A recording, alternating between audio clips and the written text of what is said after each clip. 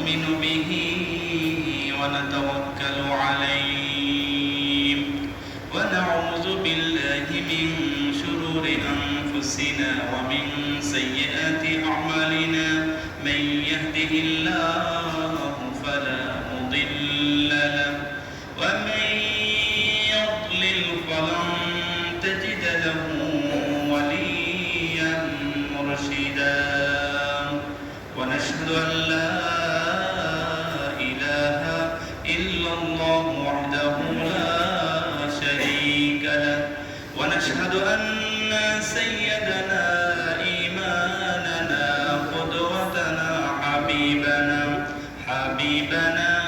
طبيبنا وطبيب أرواحنا محمد الذي أرسله بالحق بشيرا ونذيرا وداعيا إلى الله بإذنه وسراجا وقمرا منيرا أما بعد فقد قال الله تعالى في كلامه المجيد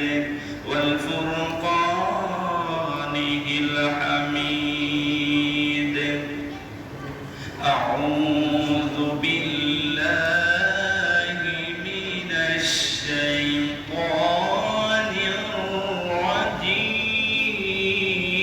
الرجيم بسم الله الرحمن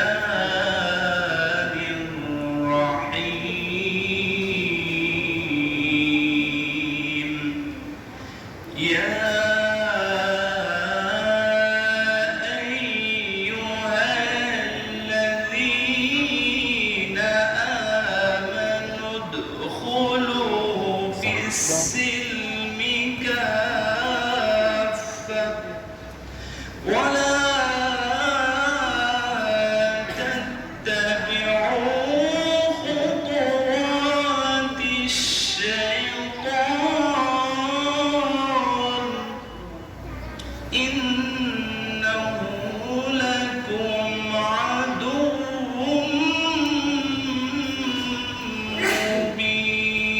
مبين إن الله وملائكته يصلون على النبي يا أيها الذين آمنوا صلوا عليه وسلموا تسليما اللهم صل على سيدنا مولانا محمد وعلى آل سيدنا مولانا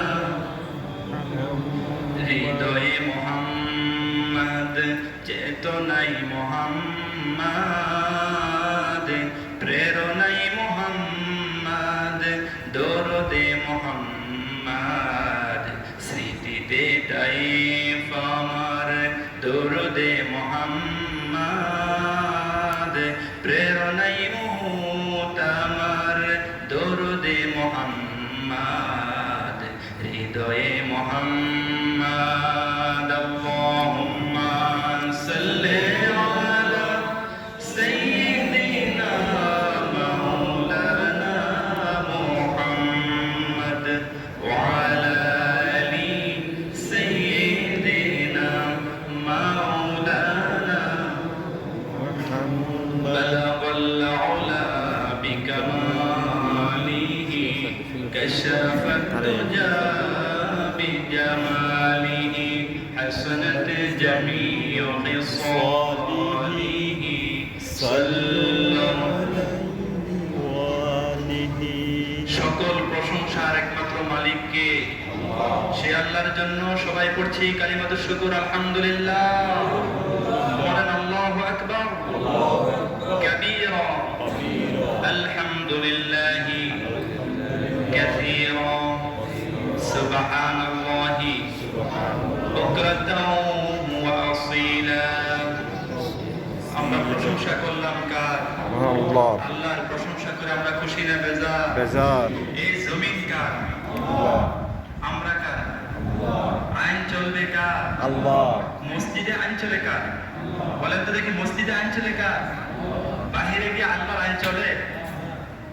যদি কোনো ব্যক্তি মসজিদে আল্লাহর আইন চাই, বাহিরে অন্য মানুষের আইন চাই, সেই ব্যক্তি মুমিন থাকতে পারবে? মুমিন থাকতে পারবে না। জমিনেও আল্লাহর আইন চলবে, মসজিদে আইন চলবে, এটাই হচ্ছে চূড়ান্ত কথা, সর্বসাফল্য, সর্বশেষ কথা। সম্মানিত হাজির, যদি কোনো ব্যক্তি বলেন আমি ইসলামের কিছু মানি আর কিছু মানি না, সে ব্যক্তি মুমিন হতে পারে না। আল্লাহ রাব্বুল আলামিন কোরআনুল কারীমের 2 নম্বর সূরা সূরাতুল বাকারা এর 162 নম্বর আয়াতের মধ্যে জানিয়ে দিয়েছেন, ইয়া আইয়ুহাল্লাযীনা আমানু দুখুলু ফিস সিলমি কাফা ওয়া লা তাত্তাবি'উ খুতুওয়াতিশ শাইতান ইন্নাহু লাকুম আদুউম মুবিন। জোরে বলেন আল্লাহু আকবার। আল্লাহ রাব্বুল আলামিন বলেন, ও ইউ হু বিলিভ, হে বিশ্বাসীরা, এন্টার দ্য পারফেক্টলি ইসলাম, ইসলামের মধ্যে তোমরা পরিপূর্ণভাবে প্রবেশ করো, ইসলামের মধ্যে পরিপূর্ণভাবে প্রবেশ করো। নামাজে ইসলাম মানবা, সমাজে ইসলাম মানবা, কবরও ইসলাম মানবে, ব্যবসা বাণিজ্য ইসলাম মানবে, সর্ব জায়গার মধ্যে ইসলাম মানতে হবে, তাহলে তুমি একজন পরিপূর্ণ মুমিন হতে পারবে। জোরে বলেন সুবহানাল্লাহ। আর কোন ব্যক্তি যদি বলেন নামাজের মধ্যে আল্লাহর কালাম দ্বারা নামাজ পড়বো, নিজের সংসার আমি কালাম দিয়ে চালাবো না, আমার সংসার, আমার সমাজ, আমার ব্যবসা নীতি, আমার অর্থনীতি, আমার সমাজ নীতি আমি কোরআন দিয়ে পরিচালনা করতে চাই না, আমি আমার মন গড়া বিধান দ্বারা পরিচালনা করতে চাই।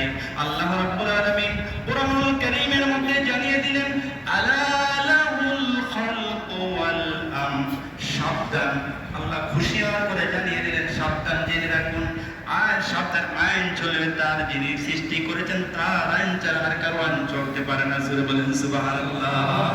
আল্লাহর আইন চলবে, সব জায়গায় চলবে, শুধু মসজিদের মধ্যে সীমাবদ্ধ থাকবে না, সমাজের মধ্যে শুধু সীমাবদ্ধ থাকবে না, সব জায়গায় আল্লাহর আইন চলবে। কারণ জমিনটা কার? আল্লাহ। কথা বলেন, জমিনটা কার? আল্লাহ। আল্লাহর এই জমিনে বসবাস করছি, আল্লাহর নিয়ামত ভোগ করছি, আল্লাহ যে অক্সিজেন দিয়েছেন সেই অক্সিজেন ভোগ করছি। আল্লাহর আইন মানতে সমস্যা কোথায় আমাদের? তিনি তো আমাদের সবকিছু দিচ্ছেন। আমরা মুমিন হতে চাই, আল্লাহর ভালোবাসা পেতে চাই। আর কোন ব্যক্তি যদি আল্লাহর এই বিধানগুলো, আল্লাহর এই আইনগুলা মানতে পারে, তখন আল্লাহ রাব্বুল আলামিন বলেন, আমি সেই বান্দাদেরকে অবশ্যই অবশ্যই ভালোবাসবো। জোরে বলেন সুবহানাল্লাহ। এখন বলেন, আল্লাহর ভালোবাসা আমরা পেতে চাই কি চাই না? চাই। আল্লাহর ভালোবাসা যদি পেতে চাই, অবশ্যই আল্লাহর হুকুম মানতে হবে, আল্লাহর অর্ডার মানতে হবে আমাকে আপনাকে, তখনই আমরা মুমিন হতে পারবো। আল্লাহ রাব্বুল আলামিনের ভালোবাসা আমরা পেয়ে যাবো। জোরে বলেন সুবহানাল্লাহ। এখন আপনাদের কাছে আমার প্রশ্ন, যে এখন আল্লাহ পাক আপনাকে ভালোবাসেন কি বাসেন না, আপনি জানবেন কিভাবে, বুঝবেন কিভাবে? জানার দরকার আছে না নাই? কথা বলেন, জানার দরকার আছে না নাই? আল্লাহ পাক আপনাকে আমাকে ভালোবাসেন কি বাসেন না, বুঝবেন কিভাবে? এটা বোঝার দুইটা ওয়ে আছে। কথা বলেন, কয়টা ওয়ে? দুইটা ওয়ে আছে। নাম্বার 1 হচ্ছে আপনি কোন কাজ করছেন, কোন কাজে আল্লাহ পাক আপনাকে ব্যস্ত রেখেছেন, কোন কাজে আপনার লাইফ লিড করছেন, আপনি আপনার জীবনটাকে পরিচালনা করছেন, কার সাথে আপনি মিশেন, কার সাথে ওঠা বসা করেন। যারা ইসলাম মানে, কোরআন মানে, নামাজ পড়ে, রোজা রাখে, হজ করে, মানুষের কল্যাণে কাজ করে, তাদের সাথে ওঠা বসা করেন, নাকি যারা ইসলামকে বিলীন করে দিতে চায়, ইসলামকে মুছে দিতে চায়, তাদের সঙ্গে থাকেন? এমন ব্যবসায়ী আছে যারা ওজনে কম দেয়, এমন মানুষ আছে যারা মানুষের উপরে জুলুম করে, এমন মানুষ আছে মানুষের উপর টর্চারিং করে। আল্লাহ পাক বলে দিয়েছেন, আমি মানুষকে আশরাফুল মাখলুকাত করে সৃষ্টি করে দিয়েছি, সর্বশ্রেষ্ঠ সৃষ্টি করে প্রেরণ করে দিয়েছি।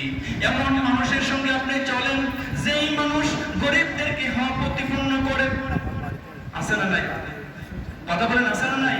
হ্যাঁ যুবক, একটু খেয়াল করে দেখো, তোমার টাকা তো বৃহস্পতিবার। তোমার বন্ধু নাই, তোমার চেহারা কালো, তোমার সঙ্গী নাই, তোমার নাকের মধ্যে ময়লা, চোখের মধ্যে ময়লা, তোমাকে কেউ ভালোবাসে না। তবে সর্বসাফল্য জেনে রাখো যুবক, মহান রব লা ইয়ানজুরু ইলা সুওয়ারিকুম ওয়া আমালিকুম নিয়াতিকুম। আল্লাহ কোন ব্যক্তির চেহারা সুরত দেখেন না, কার জামাটা সুন্দর, কার চেহারাটা সুন্দর, এটা আল্লাহ দেখেন না। আল্লাহ শুধু দেখেন তার অন্তর ঠিক আছে কিনা। জোরে বলেন সুবহানাল্লাহ। অসুস্থ হয়ে গেলেন, আপনাকে এত কেউ দেখতে পারে না, পছন্দ করে না। আপনি বৃদ্ধ হয়ে গেছেন, আপনাকে কেউ পছন্দ করছে না। তো যুবক জেনে রাখো, যদি এই মুমূর্ষু অবস্থায়, এই অসুস্থ অবস্থায়, গরীব অবস্থায় যদি মহান রবের কুদরতি কদমে সিজদা দিয়ে যদি একবার ডাক দিতে পারো আল্লাহ, সঙ্গে সঙ্গে আল্লাহ পাক আপনার ডাকে সাড়া দিয়ে দিবেন। সুবহানাল্লাহু আকবার। তাহলে আল্লাহর ভালোবাসা যদি পেতে চাই, ভালো মানুষের সাথে সঙ্গী করার দরকার আছে না নাই? কথা বলেন আছে না নাই? আছে।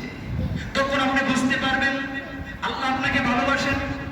দেখছেন, আপনি বুঝবেন কিভাবে আল্লাহ যে আপনাকে ভালোবাসেন। তার এক নম্বর কারণ হলো আপনি কিভাবে লাইফ পরিচালনা করছেন। আপনি কি মদের ব্যবসা করেন? আপনি কি হারাম ব্যবসা করেন? আপনি কি ফাঁকি দেন? ডিউটিতে ফাঁকি দেন? দায়িত্বের মধ্যে ফাঁকি দেন? তখন বুঝতে হবে মহান রব আমাকে ভালোবাসেন না, আপনাকে ভালোবাসেন না। যদি আল্লাহর ভালোবাসা পেতে চান, আল্লাহ আপনাকে ভালোবাসুক এটা যদি আপনি চান, আপনি দায়িত্ব সঠিকভাবে পালন করবেন। আপনি ব্যবসার মধ্যে উজুরে কম দিবেন না, আপনি কারো প্রতি জুলুম করবেন না, আপনি কারো উপর অত্যাচার করবেন না। তখন বুঝতে হবে মহান রব আপনাকে ভালোবাসেন। জোরে বলেন আল্লাহু আকবার। 2 নম্বর ওয়ালি, যারা সমাজের মধ্যে ভালো মানুষ আছে না নাই? কথা বলেন নাকি না আছে না নাই? নাকি সমাজের মধ্যে সবাই খারাপ? কথা বলেন নাকি সমাজের মধ্যে ভালো মানুষ আছে না নাই? আছে। সমাজের মধ্যে যে সমস্ত ভালো মানুষ আছে, আল্লাহওয়ালা আছে, নামাজি আছে, দিনদার আছে, পরহেজগার আছে, অরিজিনাল ভালো মানুষ আছে, সেই ভালো মানুষগুলো যদি আপনাকে ভালোবাসে, তখন বুঝতে হবে আল্লাহ আপনাকে ভালোবাসেন। জোরে বলেন সুবহানাল্লাহ। তাহলে আল্লাহ আপনাকে ভালোবাসেন কি বাসেন না বুঝবেন তার কয়টা ওয়ে বললাম? কথা বলেন কয়টা ওয়ে বললাম? 2টা। 1 নম্বর ওয়ে হচ্ছে আপনি কোন কাজে ব্যস্ত আছেন, হারাম কাজে ব্যস্ত আছেন না হালাল কাজে ব্যস্ত আছেন, ভালো কাজে ব্যস্ত আছেন নাকি কল্যাণকর কাজে ব্যস্ত আছেন, তখন বুঝতে পারবেন আল্লাহ আপনাকে ভালোবাসেন। 2 নম্বর কারণ হলো যারা ভালো মানুষ আছে তারা যদি আপনাকে ভালোবাসে, তখন বুঝতে হবে মহান রব আপনাকে ভালোবাসেন, আমাকে ভালোবাসেন। যদি বলেন আল্লাহু আকবার। তাহলে আমরা আল্লাহর ভালোবাসা পেতে চাই কি চাই না? কথা বলেন, আল্লাহর ভালোবাসা পেতে চাই কি চাই না? দুনিয়ার সম্পদ, দুনিয়ার টাকা, দুনিয়ার পয়সা সব কিছু বিলীন হয়ে যাবে, আপনার শত্রুতে পরিণত হয়ে যাবে, আপনার বন্ধু নাও হতে পারে। আবার যদি এগুলাকে সঠিক ইউজ করেন, সঠিক ব্যবহার করেন, এগুলো আবার আপনার সঙ্গীও হতে পারে, আপনার বন্ধু হতে পারে, আপনার বিপদের দিনের সঙ্গী হতে পারে। জোরে বলেন আল্লাহু আকবার। আল্লাহ রাব্বুল আলামিন সূরাতুল আনফালের মধ্যে জানিয়ে দিয়েছেন, ওয়া'লামু আন্নামা আমওয়ালুকুম ওয়া আওলাদুকুম ফিতনাহ। আল্লাহু আকবার। ইন্নামা আমওয়ালুকুম ওয়া আওলাদুকুম ফিতনাহ। আপনার সন্তান, আপনার সম্পদ আপনার জন্য পরীক্ষা। আমি আর আপনি এই সম্পদ পেয়ে মনে করছি আমার আমার আমার, এই বাড়ি আমার, গাড়ি আমার, আমার সম্পদ আমার, টাকা আমার, সব কিছু আমার আর আমার মধ্যে আছে। অথচ এই মহান রব জানিয়ে দিয়েছেন এগুলা আমার নয়, এগুলো তোমার জন্য পরীক্ষা হিসেবে আমি প্রেরণ করে দিয়েছি। পরীক্ষা। এজন্য আসুন, সাবাতুন ইউহিব্বুহুমুল্লাহ, আল্লাহ 7 শ্রেণীর বান্দাকে ভালোবাসেন। কয় শ্রেণী? কথা বলেন কয় শ্রেণী? আল্লাহ 7 শ্রেণীর বান্দাকে ভালোবাসেন। এখন আসুন আমরা একটু মিলানোর চেষ্টা করি এই 7 শ্রেণীর মধ্যে আমরা পড়ি কিনা। নাম্বার 1 মুহসিনুন। সবাই বলেন নাম কি? আবার বলেন নাম কি? মুহসিনুন। মুহসিনুন মানে হচ্ছে অনুগ্রহশীল। কি শীল বলেন? অনুগ্রহশীল। আপনি যদি কাউকে অনুগ্রহ করেন, মহান রব আপনাকে অনুগ্রহ করবেন। সুবহানাল্লাহ বলেন না? আপনি যদি কিছু পেতে চান, কিছু দিতে হবে আগে। কামা তাদিনু তুদান, যেমন কর্ম তেমন, কথা বলেন, যেমন কর্ম তেমন। আপনি যদি অনুগ্রহশীল হন, আরশের মালিক আপনার প্রতি অনুগ্রহ করবেন। জোরে বলেন আল্লাহু আকবার। আপনি কারোর প্রতি অনুগ্রহ করেন না, আপনি কারোর প্রতি দয়া করেন না, আপনি কিন্তু দয়ার আশা করেন। আপনি দয়ার আশা করেন, কোশ্চিন কারো সম্ভব নয়। আল্লাহ নবী বলেন, আল্লাহ ইয়ারহাম লা ইউরহাম। যে ব্যক্তি মানুষের প্রতি দয়া করে না, আল্লাহ তার প্রতি দয়া করেন না। আর রাহিমু ইয়ারহামুহুর রহমান, ইয়ারহামু মান ফিস সামাই ইয়ারহামু মান ফিল আরদি। তোমরা যদি আল্লাহর ভালোবাসা পেতে চাও, আল্লাহর দয়া পেতে চাও, তাহলে জমিনবাসীকে ভালোবাসো, আকাশের অধিপতি আপনার প্রতিও রহম করবেন। জোরে বলেন সুবহানাল্লাহ। আচ্ছা, তার এক নম্বর কারণ বললাম কি? মুহসিনুন। মুহসিনুন মানে কি? অনুগ্রহশীল। কথা বলেন, কি বলছি? অনুগ্রহশীল। তাহলে আমরা কি একে অপরের প্রতি অনুগ্রহশীল হতে রাজি আছি না নাই বলেন? আল্লাহর ভালোবাসা যদি আমি আর আপনি পেতে চাই, তাহলে আমাদেরকে অনুগ্রহশীল হতে হবে। ডাইরেক্ট কথা, চূড়ান্ত কথা। যদি আল্লাহর ভালোবাসা পেতে চাই, একজন আরেকজনের প্রতি কি হতে হবে? বুঝেন নাই কথা? 7 শ্রেণীর বান্দাকে আল্লাহ ভালোবাসেন। কথা ক্লিয়ার? সাবাতু ইউহিব্বুহুমুল্লাহ। 7 শ্রেণীর বান্দাকে আল্লাহ ভালোবাসেন। আরেক হাদিসে এসেছে, সাবাতু জিল্লুহুমুল্লাহ ফি জিল্লি। আল্লাহ আরশের নিচে 7 শ্রেণীর বান্দারা স্থান পাবে। আর 7 শ্রেণীর বান্দাকে আল্লাহ ভালোবাসেন। ইন্নাল্লাহা ইউহিব্বুল মুহসিনিন। আপনি যদি অনুগ্রহশীল হন, আল্লাহ বলেন আমি তাকে ভালোবাসবো। সুবহানাল্লাহ। আল্লাহর ভালোবাসা যদি পেতে চান, আপনি মানুষের প্রতি অনুগ্রহশীল হন। কেউ বিপদে পড়ে আছে, তার পাশে গিয়ে দাঁড়ান, নাকি এদিক সেদিক করে চলে যাবেন? আপনি কৌশল অবলম্বন করলেন, আপনার প্রতিবেশী না খেয়ে মারা যাচ্ছে, কষ্ট দিনাতিপাত করছে, আপনি না শুনেও না শোনার বান্দরে পড়ে আছেন। এইরকম লোক আমাদের মধ্যে নাই। কথা বলে আছে না নাই? আছে। এর জন্য অনুগ্রহশীল হতে হবে যদি আল্লাহর ভালোবাসা পেতে চাই।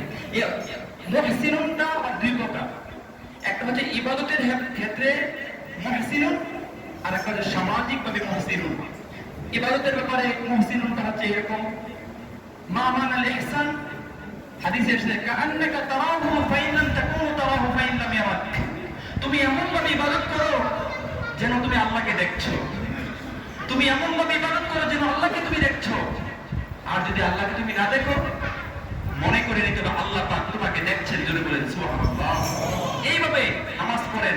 এটি আমার সর্বশেষ নামাজ, এটি আমার সর্বশেষ নামাজ হতে পারে। হযরত আলী রাদিয়াল্লাহু তাআলাকে প্রশ্ন করা হলো, হে আলী, তুমি কতটুকু হায়াতের দীর্ঘ কামনা করো, কতটুকু বাঁচবা তুমি মনে করো?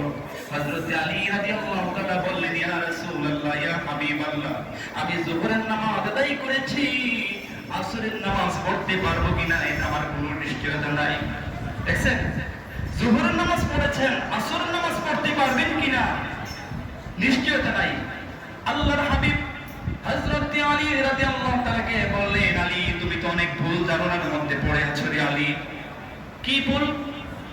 তুমি ডান দিকে সালাম ফিরিয়েছো, বাম দিকে সালাম ফিরাতে পারবা কিনা তার কোনো গ্যারান্টি নাই।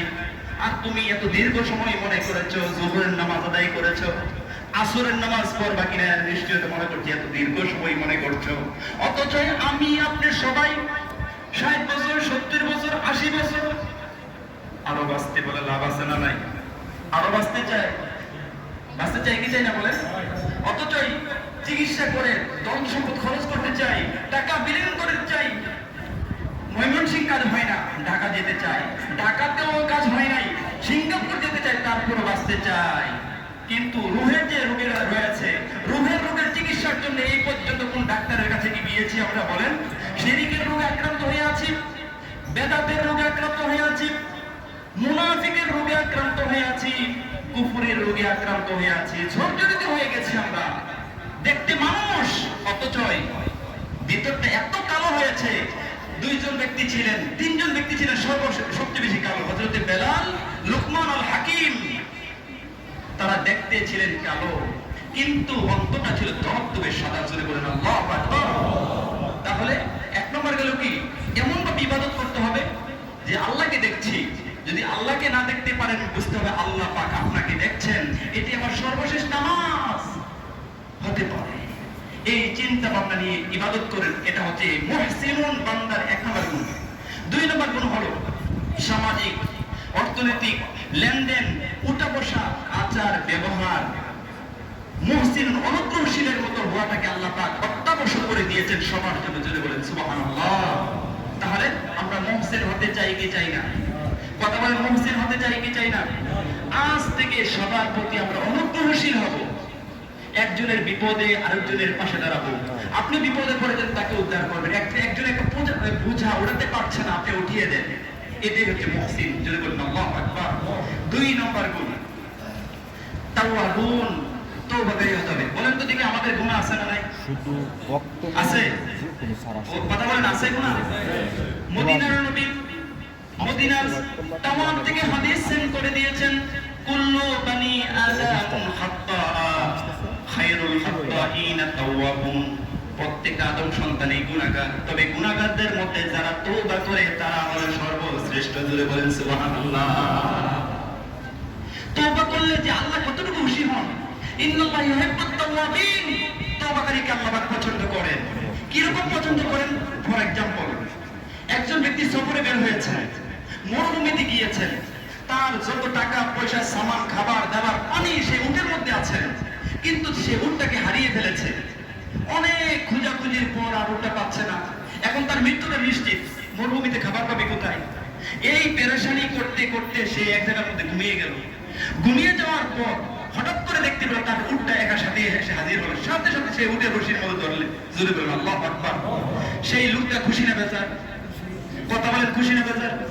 কিন্তু আল্লাহ রাব্বুল আলামিন হচ্ছেন তওবাকারী, অন্যায়কারী, ভুলকারী ব্যক্তি যখন তওবা করে, ওই উট পাওনেওয়ালা ব্যক্তি উট পাওয়ার সঙ্গে সঙ্গে যে এরকম খুশি হয়ে যান, তওবাকারী ব্যক্তি গুনাহ করার পর যখন তওবা করে, আল্লাহ রাব্বুল আলামিন তার চাইতে আরো বহু গুণে খুশি হয়ে যান। জোরে বলেন সুবহানাল্লাহ। আপনার গুনাহ, আপনার অন্যায় কতটুকু হয়েছে? খালের পানির সমান, বিলের পানির সমান। মহান রবের দয়া হচ্ছে সাগরের সমান। জোরে বলুন আল্লাহু আকবার। আপনার গুনাহ, আপনার অন্যায় হচ্ছে আকাশের সমান। বান্দা হতাশ হবে না।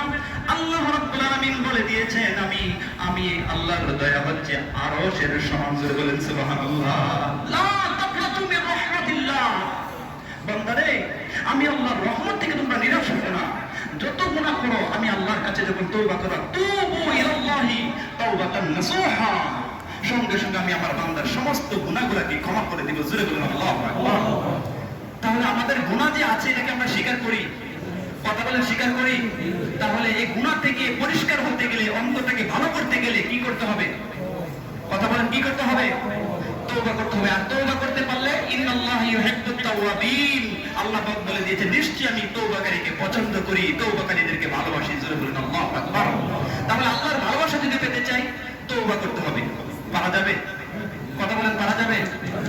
আল্লাহ পাক বুঝার তৌফিক দান করুন। তিন নম্বর গুণ হলো মুতাহহারুন, পবিত্রতা অর্জনকারীকে আল্লাহ পাক পছন্দ করে। ইন্নাল্লাহা ইউহিব্বুল মুতাতাহহিরুন, আল্লাহ পবিত্রতা অর্জনকারীকে পছন্দ করেন, ভালোবাসেন। আমরা যে নামাজ পড়তে এসেছি, ছোটবেলা আমরা পড়ি নামাজের ভিতরে বাহিরে ফরজগুলো পড়ি নাই? নামাজের মধ্যে তিনটা দেন পবিত্রতা সংক্রান্ত: শরীর পাক, কাপড় পাক, নামাজের সুবহানাল্লাহ বললেন না? দেখছেন পবিত্রতা। তাহলে পবিত্রতাকারীকে পছন্দ করেন কে? আল্লাহ পছন্দ করেন। তাহলে আমরা পবিত্র থাকতে চাই কি চাই না? শুধু সেন মেরে পবিত্রতা এটা নয়, দুনিয়ার পবিত্রতা। কারণ আপনি যখন নামাজে দাঁড়াবেন, আল্লাহ রাব্বুল আলামিন 5 নম্বর সূরাতুল মাইদার 6 নম্বর আয়াতের মধ্যে জানিয়ে দিয়েছেন, ইয়া আইয়ুহাল্লাযীনা আমানু ইযা কুনতুম ইলাস সালাতি ফাগসিলু উজুহাকুম ওয়া আইদিয়াকুম ইলাল মারাফিক। যখন তুমি নামাজের জন্য দাঁড়াবে, তখন তোমার মুখ ধৌত করবে, হাত ধৌত করবে, এই চারটা ফরজ করে দিয়েছেন কে? আবার কোরআনে বলা হয়েছে লা ইউমাসসুহু ইল্লাল মুতাহহারুন, don't touch, is a purified. কোরআনকে আপনি অপবিত্রভাবে স্পর্শ করতে পারবেন না। পবিত্রতার দরকার আছে না নাই? আবার অন্তরটাও পরিষ্কার করার দরকার আছে না নাই? আল্লাহ রাব্বুল আলামিন বলেন ইয়াউমা লা ইয়ানফাউ মালু ওয়ালা বানুন ইল্লা মান আতাল্লাহা বিকলবিন সালিম। আল্লাহ পাক বলেন তোমার ধন সম্পদ, টাকা পয়সা, সন্তান সন্ততি কোনো উপকার আসবে না, কিন্তু একটা পরিশুদ্ধ ফ্রেশ নির্বেজাল অন্তর নিয়ে যদি মহান রবের কাছে যেতে পারো সফল হয়ে যাবে। সুবহানাল্লাহ। তাহলে 3 নম্বর গেল মুতাতাহহিরুন, পবিত্রতা অর্জন করা। 4 নম্বর হলো মুত্তাকিন, মানে তাকওয়াবান। মুত্তাকির মেইন কথা হলো তাকওয়া অর্জন করতে হবে। আমরা কি আল্লাহকে দেখতে পাই? কতবার দেখতে পাই? কেউ যেটা দেখে না দেখেন কে? কেউ যেটা শুনে না শুনেন কে? কেউ যেটা দেয় না দেন কে? তাহলে এই যে চিন্তা আপনার মধ্যে চলে আসবে, কেউ দেখে না, সিসি ক্যামেরাকে ফাঁকি দেওয়া যায়, পুলিশকে ফাঁকি দেওয়া যায়, সীমান্তে বিজিবিকে ফাঁকি দেওয়া যায়, মহান রবকে ফাঁকি দেওয়ার মধ্যে কোনো ওয়ে আছে? কথা বলেন আছে? সেই ভয় অন্তরে জাগ্রত করলে গুনাহ কি কমবে না বাড়বে? কথা বলেন বাড়বে? কথা বলেন বাড়বে? কমবে। তারপরে 5 নম্বর গুণ হলো কি মুতাওয়াক্কিলুন, ইন্নাল্লাহা ইউহিব্বুল মুতাওয়াক্কিলিন। যারা আল্লাহর উপর ভরসা করে আল্লাহ পাক তাদেরকে ভালোবাসেন। আল্লাহ কোরআনুল কারীমে সূরাতুত তালাকের 3 নম্বর আয়াতের এক অংশের মধ্যে বলে দিয়েছেন ওয়ামাই ইয়াতাওয়াক্কাল আলাল্লাহি ফাহুয়া হাসবুহু, and however post is trust in Allah, then will he sufficient him। যে ব্যক্তি আল্লাহর উপর ভরসা করে আল্লাহ তার জন্য যথেষ্ট হয়ে যায়। সুবহানাল্লাহ। হাতেম আসাদ রাহমাতুল্লাহি আলাইহি তিনি বলে দিয়েছেন তাওয়াক্কুল হচ্ছে 4 প্রকার। একটা হচ্ছে মাখলুকের উপর তাওয়াক্কুল, একটা হচ্ছে সম্পদের উপর তাওয়াক্কুল, আরেকটা হচ্ছে সত্তার উপর তাওয়াক্কুল, আর একটা হচ্ছে আল্লাহর উপর তাওয়াক্কুল। যে ব্যক্তি মাখলুকের উপর তাওয়াক্কুল করে সে বলে আমার মা আছে, বাবা আছে, ভাই আছে, কোনো চিন্তা আছে। আরেকজন তাওয়াক্কুলকারী বলে আমার সম্পদের আমার কোনো টেনশন আছে। আরেকজন বলে সত্তার উপর আমার শরীর আছে, সুস্থ আছে, শক্তি আছে, আমার কোনো কিছু লাগবে যথেষ্ট। আরেকজন বলে আমি আল্লাহর উপর তাওয়াক্কুল করেছি, আমার আছে নাই যাই হোক সবকিছু ভরসা করতে হবে কার উপর? আর যে ব্যক্তি এরকম ভরসা করতে পারবে আল্লাহ বলে দিয়েছেন সেই ব্যক্তিকে আমি ভালোবাসি। সুবহানাল্লাহ। একদিন হযরত ওমর ফারুক রাদিয়াল্লাহু তাআলার আমলে মসজিদের মধ্যে যোহরের নামাজ পড়ে ইয়ামেন থেকে কিছু লোক এসেছেন। আসার পরে তারা নামাজ পড়লেন, পড়ার পরে জিকির করছেন। আবার পরবর্তী দেখলেন আসরের নামাজ পড়লেন, নামাজের পরে জিকির করছেন। আবার মাগরিবের নামাজ পড়লেন, পড়ার পরে তারা কোনো কাজে যায় না। হযরত আমিরুল মুমিনিন হযরত ওমর ফারুক চিন্তা করলেন কারণটা কি? নামাজ হবে, নামাজের পরে মানুষ জমিনে ছড়িয়ে পড়বে, রিজিক অন্বেষণ করবে, তারা মসজিদে বসে বসে জিকির করে, জিকির কারণটা কি? তিনি বললেন মান আনতুম, তোমরা কে? তারা বলল আনতুম ওয়া আনা মুতাওয়াক্কিলুন আলাল্লাহ, আমরা আল্লাহ পাকের উপর ভরসাকারী। হ্যাঁ, তোমরা আল্লাহর উপর ভরসা করে তোমরা খাও কোথায়? আমরা যখন জিকির করি মানুষেরা আমাদেরকে খাবার দেয়, হাদিয়া দেয়, এগুলা চলি। তোমরা তো আল্লাহর উপর তাওয়াক্কুলকারী নয়, তোমরা হচ্ছে মানুষের উপর তাওয়াক্কুলকারী। আল্লাহ পাক কোরআনুল কারীমে সূরাতুল জুমআর 10 নম্বর আয়াতে বলে দিয়েছেন ফাইদা কুদিয়াতিস সালাতু ফান্তাশিরু ফিল আরদি ওয়াবতাগু মিন ফাদলিল্লাহ। নামাজ শেষ করার সাথে সাথে তোমরা জমিনে বিচরণ করো, হালাল রিজিক অন্বেষণ করো। জোরে বলেন সুবহানাল্লাহ। তুমি কাজ করে খাবা, তুমি বসে থাকো কেন? নামাজ আযান দিলে মসজিদে আসবা, তারপর জমিনে ছড়িয়ে পড়বা। তারপরে 6 নম্বর গুণ আস-সাবিরুন, ধৈর্যশীল হতে হবে। ইন্নাল্লাহা মা'আস সাবিরিন, আল্লাহ ধৈর্যশীলদের সাথে আছেন। ইন্নাল্লাহা ইউহিব্বুল সাবিরিন, আল্লাহ ধৈর্যশীলদেরকে ভালোবাসেন। ধৈর্যের গুণটা হচ্ছে এরকম, ধৈর্যটা হচ্ছে একটা কাঁটাযুক্ত একটা গাছের উপমা দেওয়া হয়েছে। ধৈর্য হচ্ছে একটা গাছ যার সারা শরীরের মধ্যে শুধু কাঁটা আর কাঁটা। কথা কি ক্লিয়ার? ধৈর্যটা হচ্ছে এমন একটা বৃক্ষ যার সারাটা শরীরের মধ্যে শুধু কাঁটা, কিন্তু তার ফলটা কিন্তু মিষ্টি। সুবহানাল্লাহ। এজন্য ধৈর্যের গুণ আমাদের সকলের মধ্যে রাখতে হবে, আর ধৈর্য ধারণ করতে পারলে আল্লাহ পাক ভালোবাসবেন। তারপরে 7 নম্বর গুণ হয় মুকসিতুন, যারা ন্যায়পরায়ণ বিচারক। 3 শ্রেণীর বিচারকের কথা বলা হয়েছে। 1 শ্রেণীর বিচারক জান্নাতে যাবে, 2 শ্রেণীর বিচারক জাহান্নামে যাবে। যারা বিচার করতে গিয়ে প্রকৃত তথ্যটা বের করে তার সঠিক ফায়সালা করে দেয় সে জান্নাতে যাবে। আরেকজন বিচারক আছেন সঠিক প্রকৃত তথ্যটা বের করতে পেরেছেন কিন্তু রিপোর কাছে হেরে গিয়েছেন, সঠিক ফায়সালা দিতে পারেন না, সে জাহান্নামে যাবে। 3 নম্বর আরেকজন সত্য যাচাই করে নাই, মিথ্যা যাচাই করে না যাচাই করে তার ক্ষমতা বলে ফায়সালা করে দিয়েছে, সেও জাহান্নামে যাবে। হাযা মা ইনদি ওয়াল ইলমু ইনদাল্লাহ আলাইহি তাওয়াক্কালতু ওয়া ইলাইহি উনীব। আমরা যারা সুন্নাত পড়ি নাই 4 রাকাত ক্বাবলা নামাজ সুন্নাত পড়ে নিচ্ছি।